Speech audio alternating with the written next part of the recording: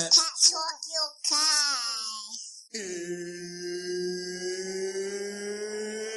It's time!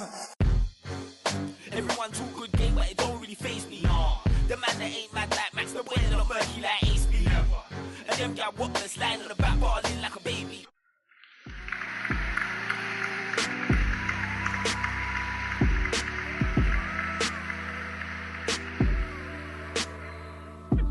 Hoi oi! Welcome to the Pep Talk UK Sports Podcast, the podcast that talks the major boxing and football news from around the globe. Real points of view from a real panel. Hashtag Real Talk on Pep Talk. Please subscribe to Pep Talk UK on iTunes and YouTube. I'm your host Frankie B, and today I'm joined by a sick panel. Firstly, I'd like to welcome a return to a Pep Talk lady who is a multi-kickboxing champion. She ain't no holler back girl. It's the blonde bomber, Angela Hebden. How you doing? Yeah, I'm good. Glad to be back. Yeah, you're back, baby. I'm back, baby. It's been a while. What's been going on? I know. What's been going on? Not a lot. What's been going on with you guys? Obviously, I've been catching up and listening to the podcast, so I haven't completely abandoned you. I'm trying to make 2017 as dynamic as possible. Sounds good. Yeah, so do you want to shout out your social media, Angela? Just _boxing on Instagram, at Angela Hebden on Twitter, and at Angela _Hebden on Snapchat. And I've got a Facebook page, Angela Hebden. Wicked. Now I'd like to introduce a man that likes to jump around like the House of Pain from Boxing Luton. Can we welcome JP? How you doing, Hello guys? there. Yeah, I'm great. It's nice to be back. I had a bit of problem with my Skype last week, so here I am. I should need to get one of those connections like Amir Khan, but don't have one at the moment. So. Wicked noise. Ladies and gents, attention please for the fight fans locked in. Attention please for the football fans locked in. Now it's time for some real talk on Pep Talk. Let's go!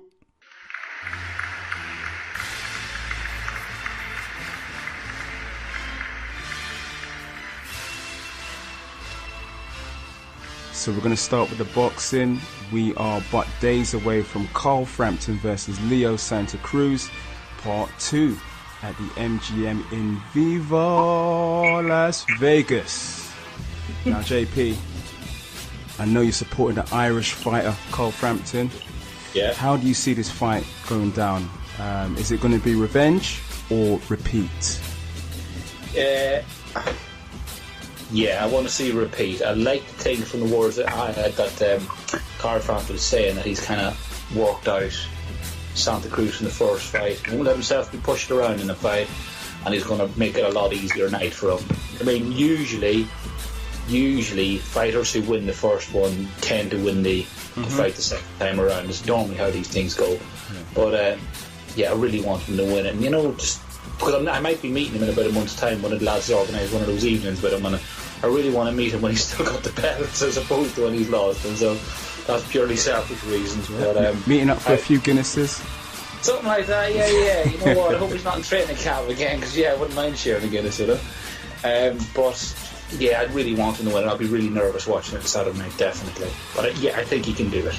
Yeah, well, he's going to have to be on top of his game because Santa Cruz, his father had some health issues, but he still managed to throw 1,100 punches in the last fight. Really? So, was it really that many? Yeah, his dad's better now, so it could be 2,000 punches. Oh God, it's Manny Pacquiao levels. Yeah, so I think Frampton's going to have to be on his game. It's all like that, and if you were organising a rematch, you're not messing around. You're not coming to lose again, are you? So it's going to be a good fight. So Angela, many regarded the first fight as the fight of the year. Yeah. Do you expect it to be a bit more cagey? Because usually when fighters fight again, they know each other, a little bit more detail, and it could become a bit of a stalemate? You know what, it could happen. It might not be as explosive as the first fight. They're either going to come in cagey and more wary of each other. I wouldn't say that either of them are going to drastically change their game plan, because at the end of the day, if that's the strongest fight, you're going to stand by your fight and fight the best way for you. Yeah, so okay. Kind of change that because you think, I don't want them to. You're not going to do that. You're going to go where you're strongest. Having said that, they're obviously going to make adjustments and tweaks to kind of outfight, outbox, outsmart the other fighter. It's either going to go one way or another. It's either going to be, pound for pound, or it's going to be more cagey. Knowing Cole Frampton, I would say, it's probably going to be more of a cagier fight than last time. So, a good fight. It'll definitely be a good fight because it'll be more the mental psychology behind it that people are going to notice more. I think you'll see it, But I don't think it's going to be as explosive. Carl Frampton seems to be able to deal with the come-forward fighters. Like Scott Quigg, kind of nullified his attack. And then also Santa Cruz is a come-forward fighter who throws many combinations. He's feinting a lot. He feints a lot, and he kind of peppers out that jab to kind of take away the other fighter's concentration and orientate them. That's what he does. He just kind of peppers out the jab. He feints a lot, teases, and it's hard. It's going to be hard for Santa Cruz to come back and fight differently against that, because when someone fights like that, you pretty much can nullify most fighters because you don't know where to go. But it's going to be an interesting fight, definitely. Angela, Barry McGuigan said yesterday that he reckons that Frampton has shifted more than 3 times the tickets as the first time. Do you reckon if it goes down deep in the fight, do you reckon the crowd will make a difference to it, or could be a hindrance to him? Could it give him more nerves? I think as someone as experienced as Frampton, I would say that it's going to be a positive. Yeah. And the fear, the crowd cheering, that's going to really spur someone on. I know that it would spur me on. It would be more nerve-wracking going out, maybe it's a second round. Yeah. Once you kind of hear and everyone's supporting you and backing you, it's like, okay, losing is just not an option. It's not. So it should spur him on further, if I'm honest with you. And some fighters generally thrive on the big stage, and Frampton looks to be one of those boxers. He's very comfortable. He's very comfortable on a big stage. I don't think the occasion will get to him at all. He's very, very focused. He zones in well, and he doesn't really let the occasion get to him. Okay, well, we're moving on. Frank Warren, he's been busy. He's announced a massive deal with BT Sport, but now he's signed Nicola Adams this week. Now, Angela, yes. The floor is open for you. Women's boxing.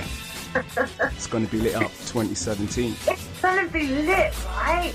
It's so exciting, so exciting. Yeah, obviously. I mean, we've got Katie Taylor, we've got Nicola Adams, we've got Angela Hebden. It's going down. I know, right? You've got Cruz still over in the States. Yeah. I've heard on the grapevine, which I'm obviously not going to divulge, but I would keep your eyes open. I think there's going to be a few more females coming through in this country. And it's just really exciting. Firstly, I really was unsure whether or not Nicola Adams, when there was talk after the Olympics of Nicola Adams potentially going pro, I was like, see that? She's got such a cushy number, within the amateur team. But she's done it, you've got to give it to her. She's like, okay, well, I've got 2 Olympic golds now. Really? Come on. And she's just going to test herself further. So really, really excited. Women's boxing that's a highlight now. It's definitely highlighted. But she's now 34. Do you think she's turning professional a bit late? Shut up. Look, I'm not slinging any mud here. I'm just saying. Thank you. 34 is not old. Shut up. That's why I'm up. But you were like 22 though. I know, right? I know, but it won't be long, A 22-year-old Cameron Diaz, Oh no. It's all gone wrong. Next question, let's not talk about age. We've got a girl from Luton called Tyson Gallagher. She's like the cousin of Michael Devine, and she boxes amateur at the moment. And she won the other day. She beat a really good amateur boxer called Jay Duchon, I think her name is. She beat her the other day. Now, Tyson just turned like 18 last year, so it was her first senior fight, yeah? And when I spoke to her last year, I said to her, what do you think about women's boxing? She said, it's great the profile was raised since the Olympics, but I can't see me fighting as a women boxer. Fair enough. But that was last May. When I spoke to her yesterday or Sunday, she was like, to be honest, this is such a game changer seeing these women come out and fight in pro. She said, I'm definitely up for this now. I really want to be a part of it. Yeah. And it really has just changed. And that's the first time I've ever experienced it. When you actually speak to somebody who says, yeah, I've just swapped my whole 7 months, my whole mind has changed, and I really want to go out there and box, and it's brilliant to see. Massive game changer. It's that there's a few of us turning pro this year, and it was something that was kind of a goal of mine to kind of get recognised and be out there and highlight women's boxing, and obviously. And, luckily, it's kind of been done before I've even had a chance to do that by people that have already been there and done it. So I'm happy. I'm happy because one way or another, women's boxing's getting recognised. But you know what, Angela, though? Like, at times like this, I wish I had a sister. What's this? I wish I had a sister that I could get to be a boxer, because women's boxing at the moment it's going to be on a high. So, do you mean you could blag free tickets to go to the men's boxing as well? Is that what you're trying to say? I want to be hooked up. I want to be hooked up, and I want my sister to defend me. It's all right through that, man. Women. Yeah. And I'm call it women's boxing either. It's boxing. Mm-hmm. But yeah.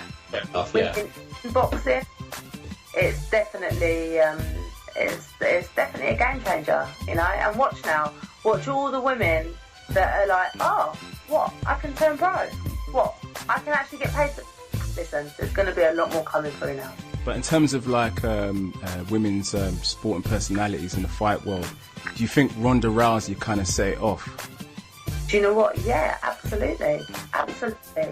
No matter what's going on with her and her career right now, what she's done for women's combat sports, phenomenal.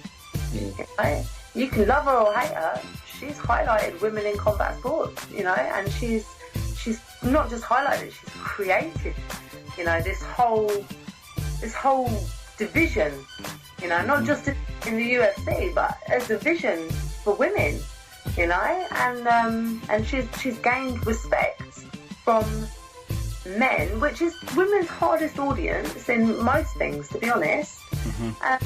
She's gained men's respect, and men are now like, okay, Kate Taylor, she's sick. Okay, Nicola Evans, wicked. Skills, yeah. So it's all good. It is all good. It's all good in the Surrey hood. Yeah. So JP, in your opinion, obviously Matchroom have Katie Taylor, and now Frank Warren has Nicola Adam. Who, in your opinion, is the better signing? I don't know. I think there was probably a time when Eddie Hearn probably wanted both of them, but he's probably put so much money into Katie Taylor that he was probably floundering whether or not to sign Nicola Adams as well, or whether that would cause confusion. I think Frank Warren's just jumped on that and thought, you know what, you want one out of one. Which is good, as long as she got signed up, it's the most important thing, that she can start making some money in the game and things like that. But I don't know, who's the bigger signing? I don't know. Katie Taylor is massively important in Ireland, with a massive fan base. But then, the Rio Olympics, if it wasn't for Andy Murray, Nicola Adams would have been holding the flag. So she's obviously got a lot of people behind her as well. And I think, I don't know, it's hard to know, but you know what, they just need to be properly matched, and we just want to see the best out of both of them, and then we'll just go from there, basically. And it'll take a couple of fights to figure that out. Yeah, to be honest, I'm surprised Eddie Hearn didn't take both of them. And we don't really know, do we? We don't really know if Eddie Hearn did try, but she chose Frank Warren instead. We don't really know the ins and outs of the signing situation. What Frank Warren's done is very, very clever. it was a case of, you know what, now a lot of the promoters are going to be looking for a woman. He's gone and got an Olympic medalist. Bam, there you go, Leanne. That's what he's saying. You know, he's made a few major signings over the last few weeks, and he's on his way back. He's making a comeback. Like, there's no two ways about it. He's doing some big things right now. So with that in mind, should we just do a bit of plugging for the blonde bomber? Yes. Go for it. Come on, Frank Warren. You know. Angela Hebton, she's coming 2017. I'm coming. Boyaka. So we're talking about 2017. Obviously, Frank Warren, he's read up with BT Sport. ITV Sport are doing their thing now, and we've got Haymaker Ringstar with Hay and Schaefer all competing with Matchroom. Now, JP, this is really looking exciting. Definitely, yeah. I mean, just an opportunity to watch a bit more boxing, obviously. And when Warren signed up, said he was going to do 20 shows with BT Sport, and that 20 big shows and 10 medium-sized ones, small hall ones. I thought that's amazing. And now ITV have come back in, and you know, there's always people lazy and say, oh, boxing is not doing well. But you know what? We've got our own boxing channel with Box Nation. We've got Matchroom. We've got people filling the O2 every couple of months. Now filling Wembley. Now you've got fights happening on pay-per-view on ITV, whether good or bad, but at least you know that there's normal fights going to be on there as well. And it's brilliant, and I don't even know all of the ins and outs for it with Haymaker and all that, but you know what? Dave Hay knows how to promote himself, and he'll do really well. So this can only be a good thing, and it's not going to be like football where there's saturation. You're not going to stop watching it. Actually, you'll be able to pick and choose what you watch, no problem. And it means also as well that I don't need to watch The Voice on a Saturday night now. Oh my God, no, you don't need that in your life, no. If there's one good thing comes out of it, it's starting there. Will.i.am, big up. So Angela, it's looking extremely excited. Like, as Heavy D says, boom. It's going to be big. Your Saturday nights are going to be filled up now. I know, right? I know. No more drinking down Shoreditch. It's boxing nights. Oh, is Angela a bit of a hipster then, drinking down Shoreditch? No more Shaka Zulu and all that, you know. Oh, no. I don't go out and, you know, intoxicate myself. That's so ridiculous. Let me tell you one thing now from earlier. I have the feel for Angela. You know, she was going, I really need a holiday. Now, this is probably not the same Angela that was in Paris about 2 weeks ago. Do you know what I mean? Oh, I can see her, you know what I mean? This is the same one. I heard you were training Pascal's lady, Delphine. Yeah, but you know how cold Paris is? It's absolutely freezing. I need, like, sea and sand and sun. And... Angela, you know where I'm going next weekend? Going. Ireland. Give me Paris any day. So Angela, how's your French? Not that much better than it was before I went, to be honest. Well, I only know bonsoir from Pascal. Yeah, I'm just like, in English, no. Brilliant. Now it's interview time. Our boxing correspondent Shaz has been a busy man lately. We have a packed interview segment this week. First up is Richard Schaefer, the former CEO of Golden Boy Promotions, who's recently joined forces with David Hay to form Haymaker Ringstar Promotions.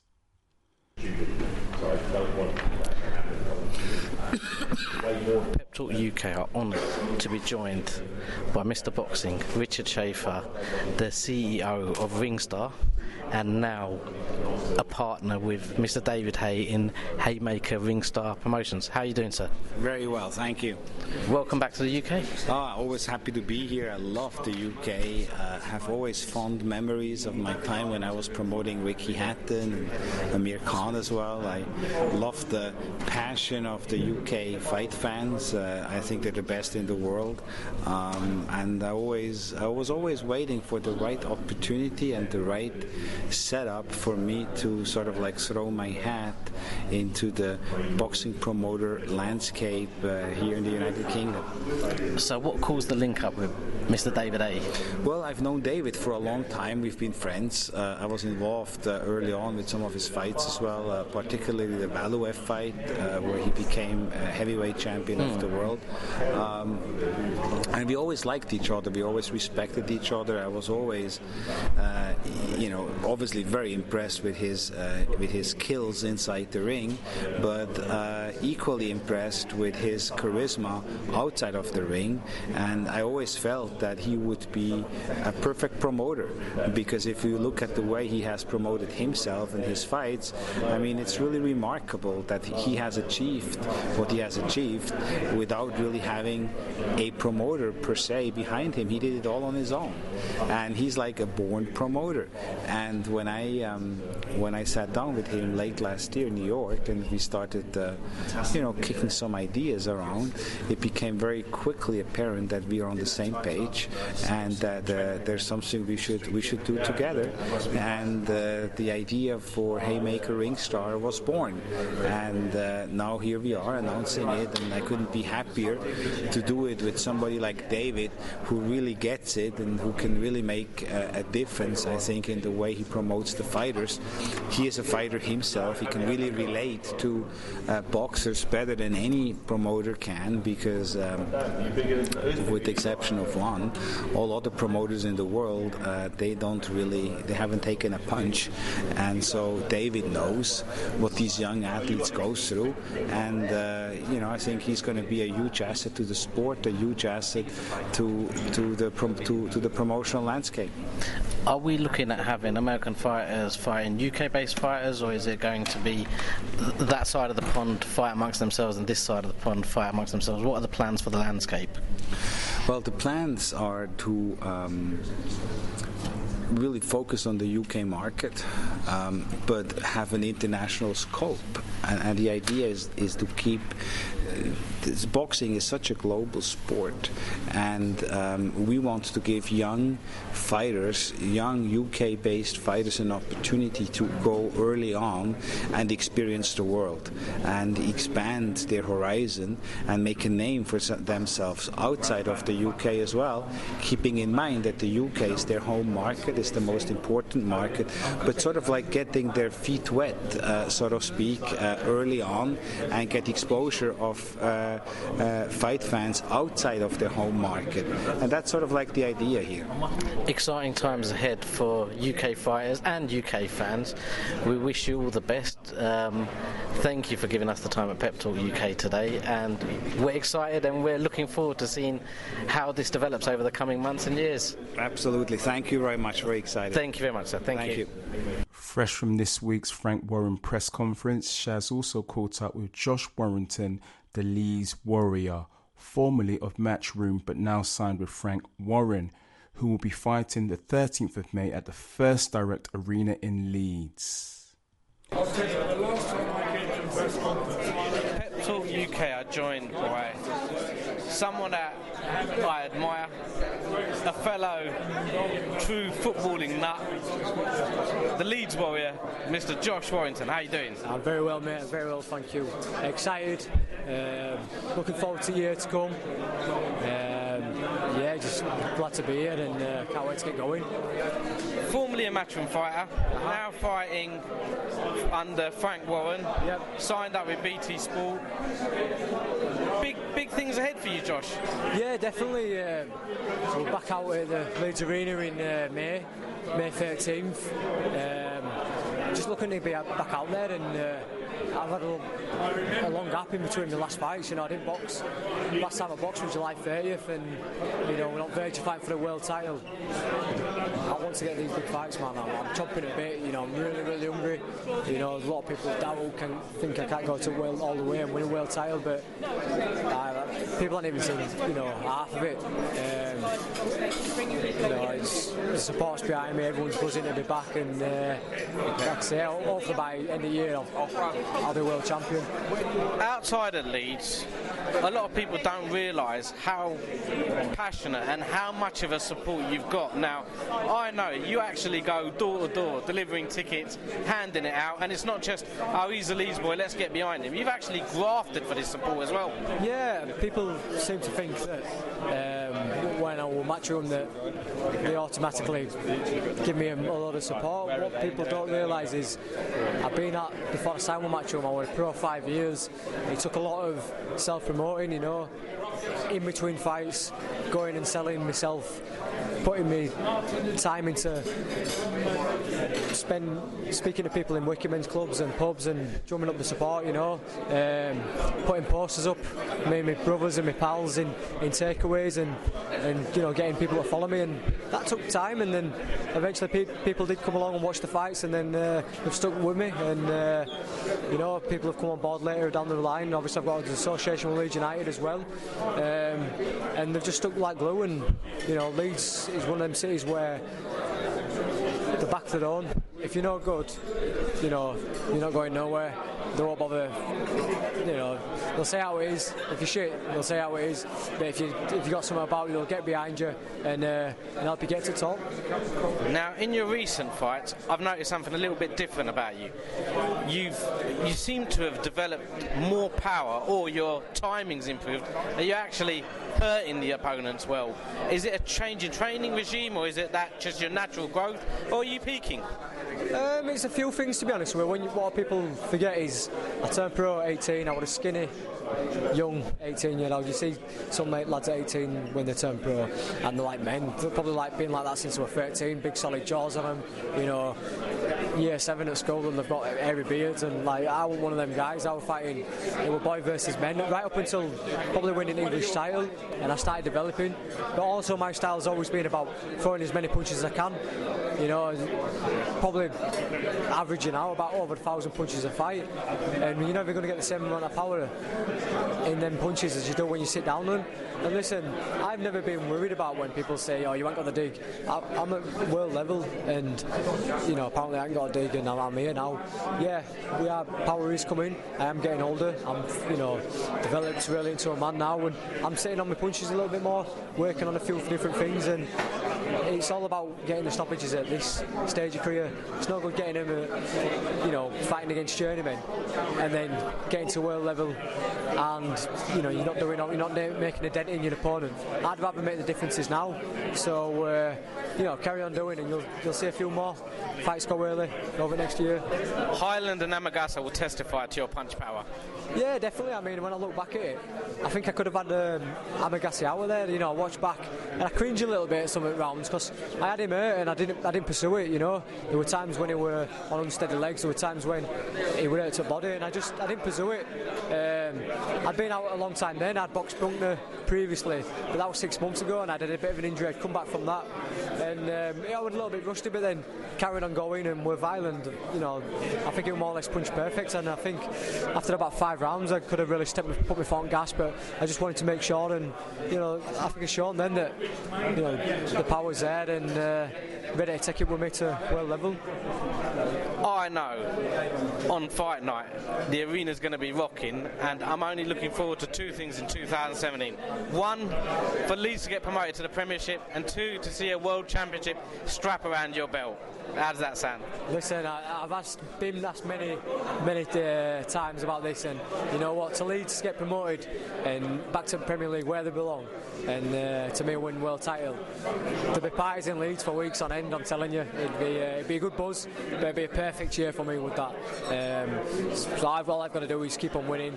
Leeds United have got to keep on winning, and let's see where we go from there. Josh Warrington, this is our year, 2017, from all that Pep Talk UK. Well, I don't care whether they do or not. I'm a Leeds fan. I'm right behind you, and I'll drag everyone else with me. Top man, pleasure. Cheers, Josh. Thanks, top man. Not done yet working off some of that Christmas turkey, Shaz also spoke with a couple of matchroom fighters.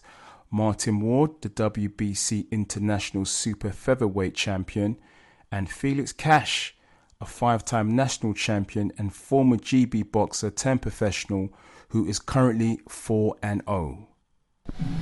Pep Talk UK are joined by another of Tony Sims' fighters, Mr. Marty Ward. How you doing, Wardy? How you doing, mate? All right? I'm always well. Now, you've got a shiny belt, a lovely little belt sitting at home. Yes, I have. If you could let the listeners know what belt you're holding at the moment. I'm the current British super featherweight champ and WBC international champ. When you won these titles, how did it feel? Oh, it's a great feeling. Very proud, and you know, all the hard work pays off on the night. Guys they can train all their lives and have brilliant training camps, but it comes to fight night and it doesn't come off for them. But thank God it come off for me in September, and I've recently defended it in November. So you know, on to the next one. I was there at both the fights. I was there in November when you gave everyone a bit of a scare at the end of the fight. Yeah. Yeah. What's that? Just to make sure we're all still watching? Maybe. I switched off a little bit, got caught with a shot and got shot on my arse tonight. It takes character to get back up, to have that cheeky smile that you gave. It's a fight. Yeah, it's a fight. It's two men going into the fight, so you know these things happens in 12-round fights, championship fights and that, so you know you got to prepare yourself for everything, innit? You had a good 2016. What can we expect from you in 2017? Better 2017, that's what I expect.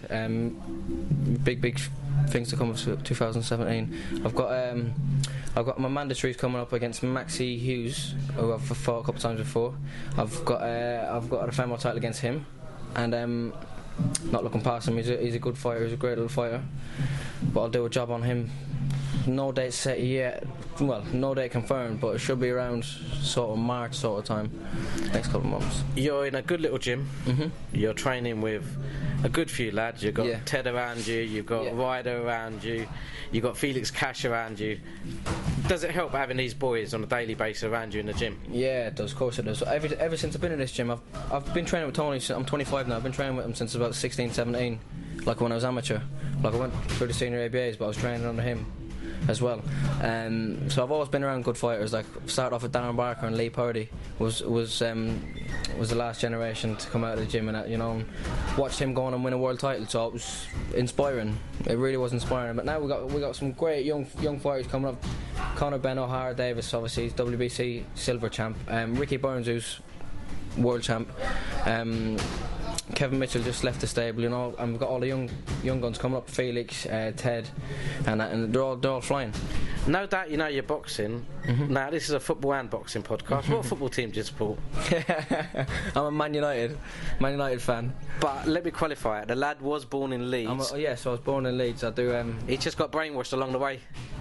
I was born in Leeds, but ever since I'm a kid, all my family support Man U, so I just went with the flow, and Man U till I die now.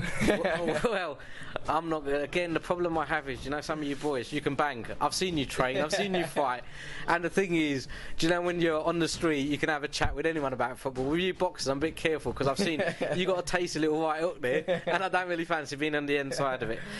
For all the listeners out there, they're not presently following you. What are your social media handles? My social media, I'm on Twitter and Instagram at Martin J Ward 1. So give us a follow, and hopefully follow me to the top.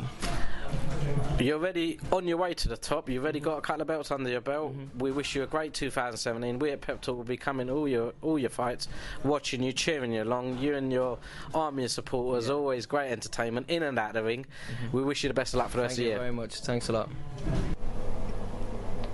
Pep Talk UK have come and are having a chat with Mr. 4-0, Felix Cash. How you doing, Felix? Not too bad. How are you doing, alright? I'm good. You always look well, Felix. What is it? You're always tanned up. You got the model looks. Yeah. You're too good looking to be a boxer. And little breaks, and little 10-minute breaks, and then I'm sunbeds, isn't it? It's the sunbeds. Felix, you've had a good 2016. You made your pro debut. You had some fights, good fights. You were pretty much in a hurry to stop all your opponents. If you look back at 2016, how was it with the disappointment of obviously not going to the Olympics, turning pro? How's it been? It's been very good, really, to be honest. Can't complain. You know, I've had 4 fights relatively quick, you know, and got all the victories, so that's the main thing. Obviously now it's 2017, just looking to push on and get some more fights under the belt. You're already training hard. You're starting a camp. You're hopefully going to be fighting soon in 2017. What's your camp entail? What are you doing at the moment? What you got planned? Where are you going? Well, obviously it's my second week back since obviously the Christmas break. We're going to Portugal next week for a couple of weeks, training camp over there. So obviously we'll be out there training, sparring, getting ready for my next fight, and hopefully get the next fight will be pronounced soon. You've got some good lads around you. Ted Cheeseman, you've got Ryder, you've got Marty Ward. Does it help to be in a group with these lads, these talented athletes? Yeah, definitely 100%. All pushing each other, the hill sprints, the runs, everyone's pushing each other, it's only going to bring us on. Secret between just me and you. Who wins the hill sprints? Is it you, Felix? Some of the time. Depends what it is. And who's the one that you have to drag up the hill with you? Ryder. Mr. Ryder, I never encouraged him to say that. That was him himself. I don't fancy ending up on one of them gorilla hooks that you throw out. Felix, we hope you have a great 2017. Do you want to give a shout out to if you want to let us know your social media handles so that people can give you a follow? Say again? Your social media handles so people can give you a follow? Oh yeah, Twitter's at Felix Cashboxer, so you can go on there, same as me. Instagram, so just go on there and give us a follow, no problem at all. Now, on a personal note, this is one talented boxer, everyone. Give this guy a follow, because I was fortunate enough to interview him before he even had a fight as a pro. I've been to every single one of his fights, and he don't hang about, and big things expected 2017. We at Pep Talk UK wish you the best of luck. Hope you have a cracker. Alright, thanks. No worries. Cheers, mate. Thank you, Shaz. Nice. Now it's football time, and joining us a bit later is the French Pep Talk boy from Paris, Pascal. How you doing? Bonsoir, Frankie. Bonsoir. How are you? Mate, I am feeling wicked. Sunday was great. That 2-1 victory got me saying, now watch me whip, now watch me nay-nay, now watch me whip, now watch me nay-nay. It was fun on Sunday. There's nothing like winning in the last minute. Of course. I know it's only Burnley. Well, it was Burnley, but at the end of the season, Frankie, the points tally up. It doesn't matter who you beat. It's the fact that you beat whoever is in front of you. And we had a very good opportunity to make up some lost ground. And here we are, second in the league. Not bad, eh? It's very good. Second is way better than fourth. Of course, fourth is not the best number, but second is very good. My only concern, Frankie, is that when Arsenal are in a position of of contention, they tend to fall sometimes. So we have to make sure that we can use that result and take us into the other game, the next couple of games, and we can win those games. The crucial point is always March. And in March, where Arsenal always said to be folding, but we're almost entering the month of February. And if we can remain there, stranger things have happened in football, We'll get into that a little bit later, but we'd just like to thank Arsenal Fan TV for showing us some love. Big up Robbie, big up Kalechi, Trooper, Mr. DT. Bien sûr. Fellow Gooners. Brilliant. Arsenal pour toujours. Okay, so we're going to move on to the football. Last weekend's Premiership was pretty interesting. We saw at Anfield, Liverpool went down 3-2 at home to the Swansea. Is that a good Welsh accent? Now, Pascal. So, Swansea's new manager, Paul Clement, has arrived, and he has got Swansea out of the bottom three. Magnifique. Wow. Well, listen, for some time, Frankie, we felt that Swansea were not going to go anywhere. They were very unlucky because they have played some decent football and put some decent performances. But a team like Swansea is very good to have in the Premiership. They've been in there for quite some time now, and it would have been a bit of a shame for them to go back. But Frankie, I don't think they're home and dry yet. I think they can still be relegated. It's a very tough league, and I would expect them to have some better results to remain in it. In my opinion, they can still be relegated at the end of the season.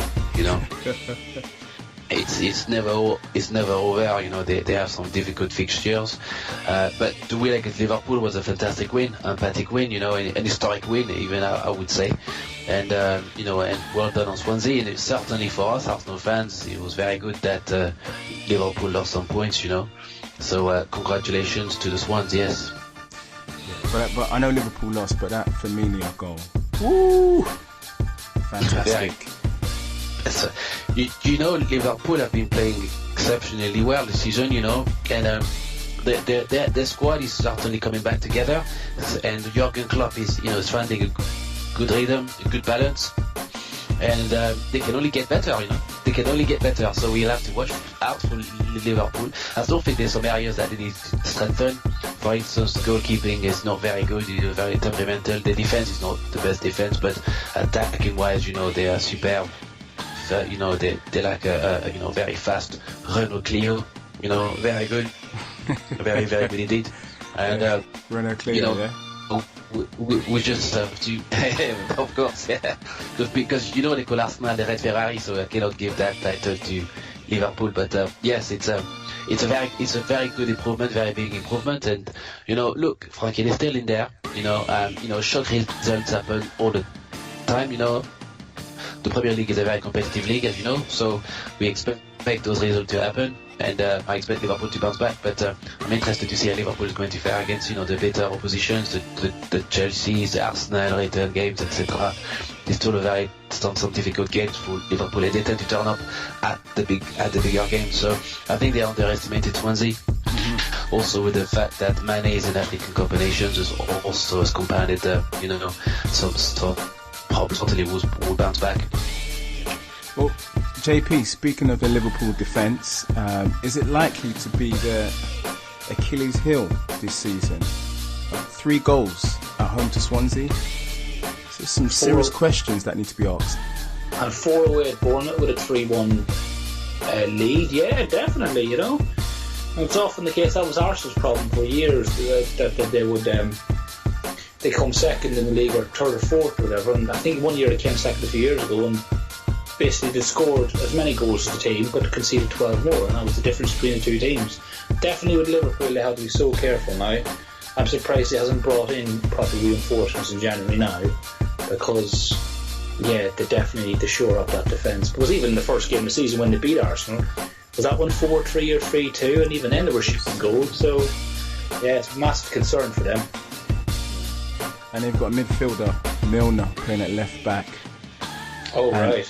Yeah, and their new signing Matic, he's been injured for quite a while, so they definitely seem to they need reinforcements. I think, you know, if they're going to really challenge, because their attack, for me, they've probably got the best trio attack forward wise. Yeah, they've got so many options up front. They're so tricky. They're so dynamic up front. It's just, you know, defense that they need to sort out ASAP. Now, Spurs, magnificent comeback. 2-0 down, and they come back to draw 2-2 with Man City at the Etihad. Now, Pascal, brilliant fighting spirit from Pochettino's men. It's a very strange week to link Spurs with fighting spirit, you know. But look, you know, Pochettino, this very cunning Argentinian, has instilled a confidence in Tottenham. You know, that is worrying me, because, you know, any other day, any other season, Frankie, you will agree with me, but that, of course, you too, JP, is you wouldn't expect Tottenham to come back from 2-0 against Manchester City. If you compare the Arsenal performance, the Manchester City was a woeful performance, and for Tottenham to come back, you know, and to show the determination. Some would say it's the fight that champions, you know, are made of, you know.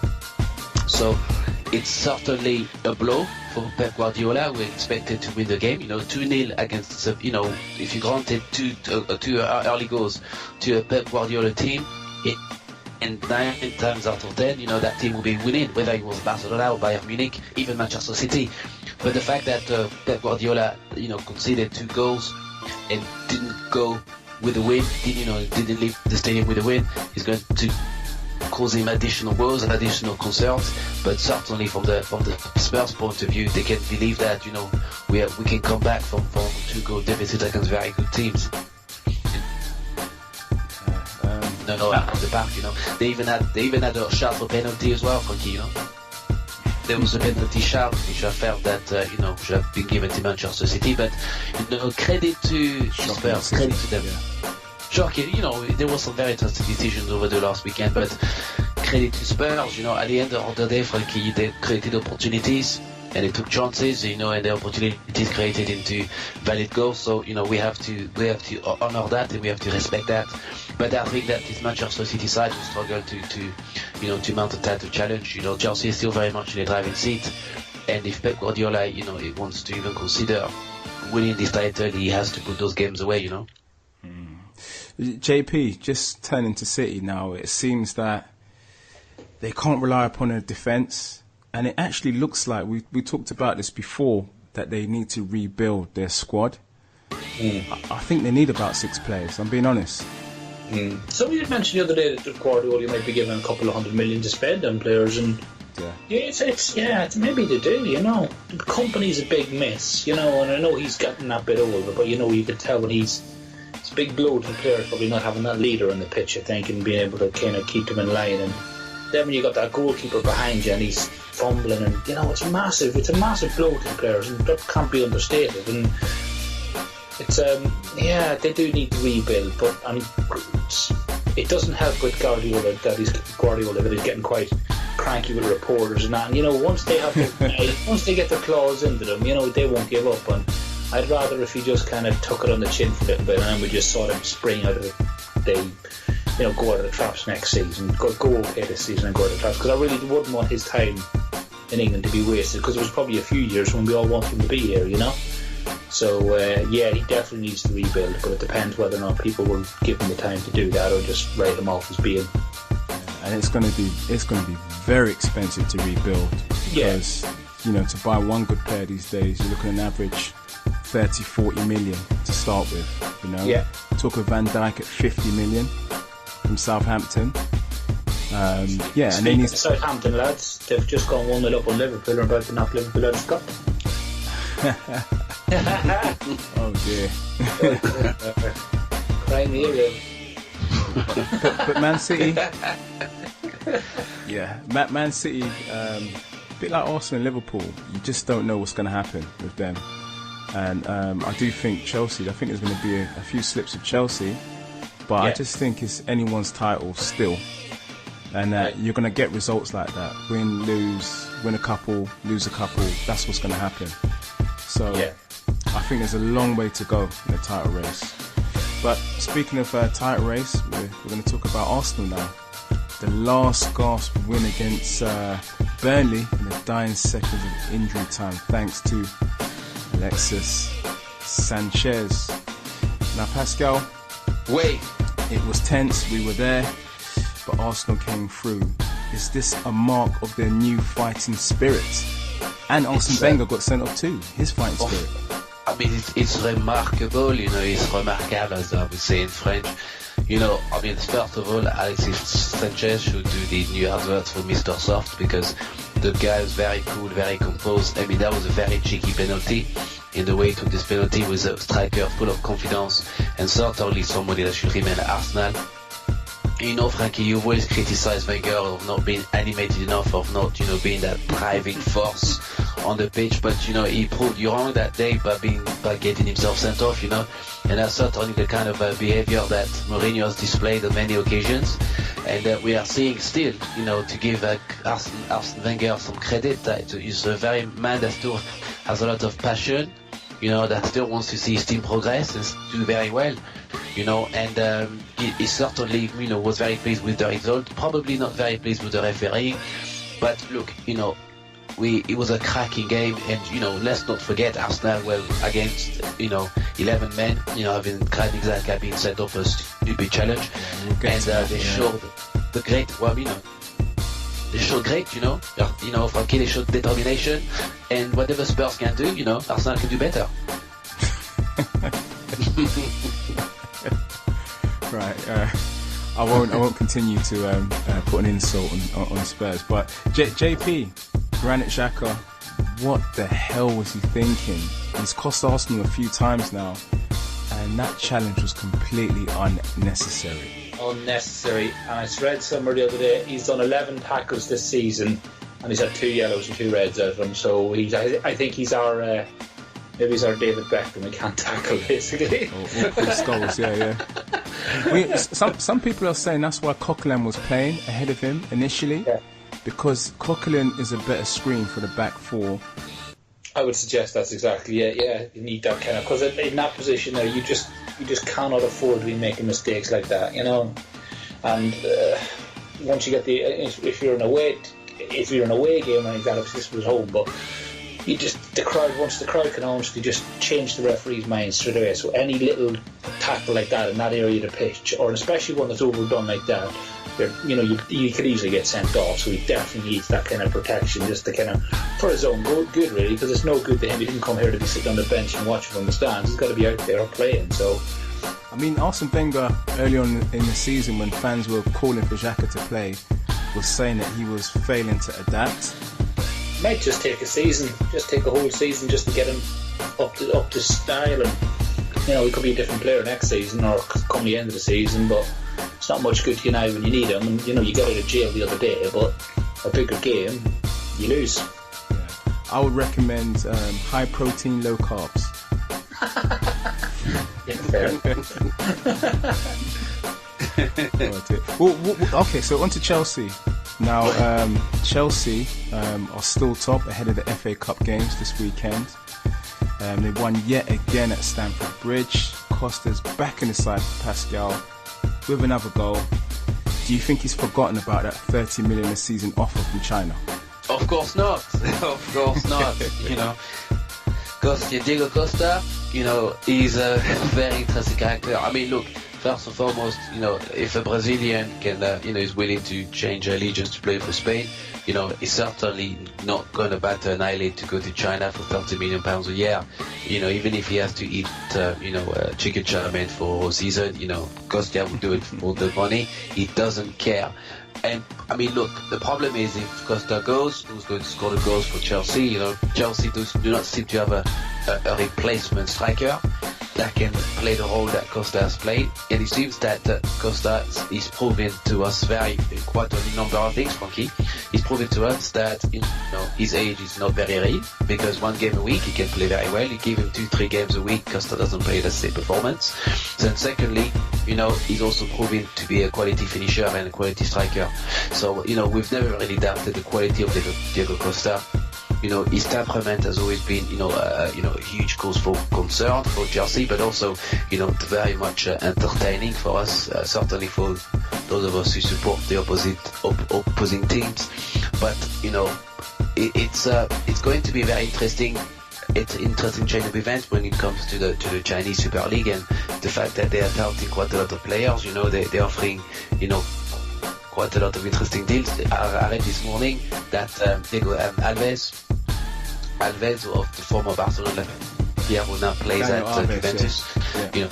Dani Alves, of course, Dani Alves. They also want to pay him extraordinary sums of money, and he's considering going to China, to go and play. So even Wenger also has concerns about, the price of the weekly wages of the players in England having to be inflated to compete with the Chinese market. So it's a very real concern, in terms of the prestige. I would say the prestige is very much still with the European football. You certainly would prefer to continue playing in Europe if you can.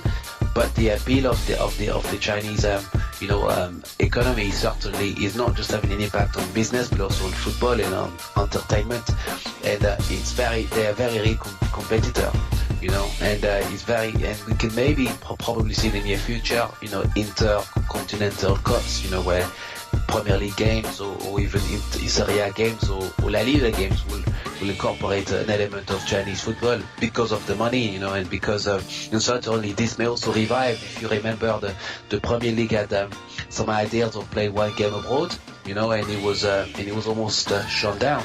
But if there's a lot of money in China to have a game hosted in Shanghai or any of the regions of China for sizable size of money, I think that the Premier League will certainly look into that. So it's a very real issue, you know, and you know, I mean, look, I'm very much a man of all nations, you know, I consider myself a global citizen, but you know, for the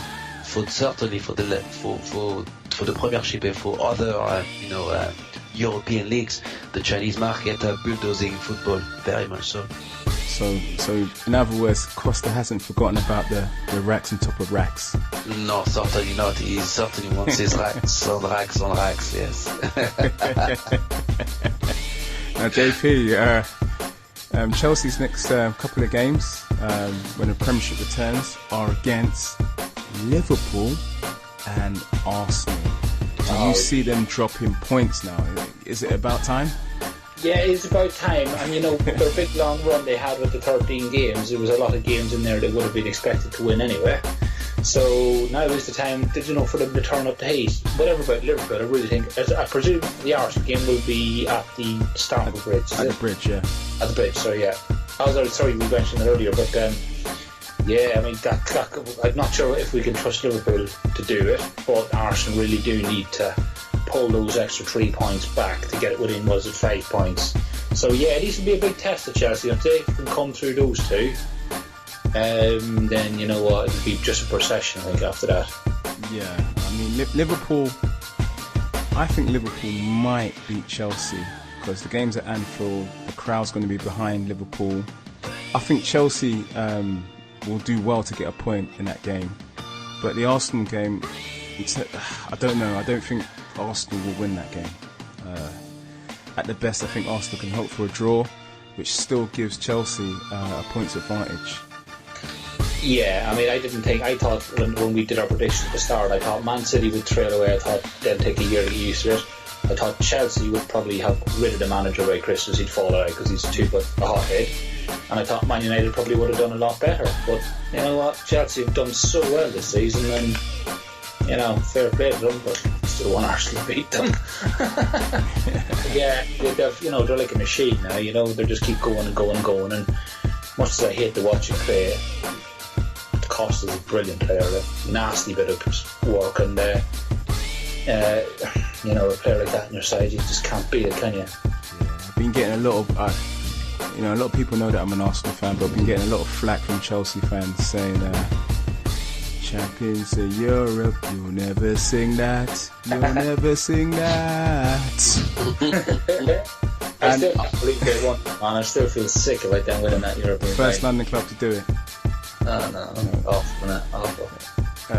I don't know. I don't know if Arsenal will ever win the Champions League, but I don't know. Miracles happen. I mean, let's talk about Leicester. Wow, Leicester going down to Sunderland. Wow, from champions to relegation dogfight. Wow. JP, please explain to me what's happened. I don't know. It's like they're just concentrating on Champions League now. They're not going to win that. They know they're not going to win that the league again. But yes, Sunderland. I mean, Sunderland, they're awful. And it doesn't even help that the manager's going, yeah, we haven't got the right players. We probably won't buy any players. We haven't got enough players. It's like, that's not really going to help, is it? So, yeah, they're a snooker. But yeah, how they can turn around and beat Leicester, that's bad. That's inexplicable. Pascal, how do you think Jamie Vardy would be feeling? You must be as sick as a parrot right now. Jamie Vardy must be certainly slapping himself every morning. Now the transfer window has been very, very quiet. It's been almost dead, to be honest. It's the last week, next week of the transfer window, and there's been very little to get excited about. But there is one thing that keeps dragging, and that's Dimitri Payet. His transfer to Marseille that seems to be dragging. Now, JP, do you think West Ham should just cut their losses and sell Payet? Yeah, it's hard to know because the money's going to start dwindling now, isn't it? Because people are going to say, yeah. So it's maybe they do need to cut the loss if he's not going to play. I feel for them because he's only just signed like a 5-year contract, and now. But in some ways, you know, he could have gone to China, but he wants to go back home to France, which is a bit different to Diego Costa, wanting to go to China. One wants to go home, one wants to go for the money. Yeah. Funny, we were talking about Leicester earlier. That's the person I was getting confused with. Martin Samuel would have called me in the mail today about Aloha from Leicester, saying that his agent was, and it was him that came from Spain. Basically, his agent was giving out about, Claudio Ranieri, and he was an egotist and he wasn't able to do this. And what he said was, I'm pretty sure they won't be making a statue of Aloha outside, Leicester's ground anytime soon, but they might be making one of Ranieri, And it's like that these players, they're always out in the open, and they always have all this stuff to say, and it doesn't really help anybody. And they've got very short memories at some of the clubs that make them. And I know they don't; it's a short career and all that, but they're not exactly going to be eating rice and beans for the rest of their lives anyway. How many more houses do these people want? All right, brilliant, guys. Well, we've run out of time. I'd like to thank JP. I'd like to thank Angela. I'd like to thank Pascal. Join us again next week for another Pep Talk UK podcast. Thank you. That's what you can.